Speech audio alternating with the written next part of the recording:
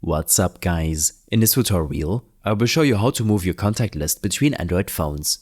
There are several reasons why you might do this, such as upgrading to a new phone or needing to consolidate contacts from multiple devices. By transferring contacts between Android devices, you ensure you keep all your important connections without the hassle of manually inputting them again. Let's start with your current Android device, the one from which you want to move your contacts.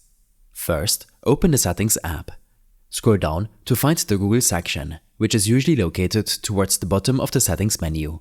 Here, select Settings for Google Apps, then navigate to Google Contact Sync. It's crucial to ensure that syncing is turned on. If it's set to manual, take a moment to perform a quick sync by tapping on the option to sync now. This step ensures that all your contacts are updated and ready to be moved. Now, it's time to switch to your second Android phone, the one you want to move your contacts to. On this device, log into your Gmail app using the same Google account as you did on the first Android phone. This is important because your contacts are linked to your Google account. While in the Gmail app, tap on your profile picture at the top right. Then, select Manage your Google account.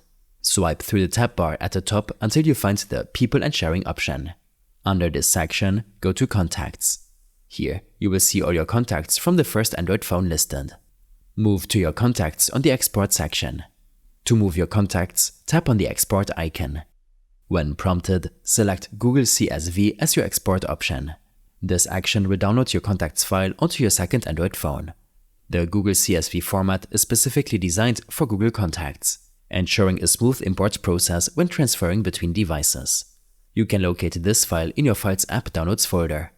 By following these steps, you can easily move your contact list between two Android phones, ensuring you always have access to your important connections on whichever device you choose to use.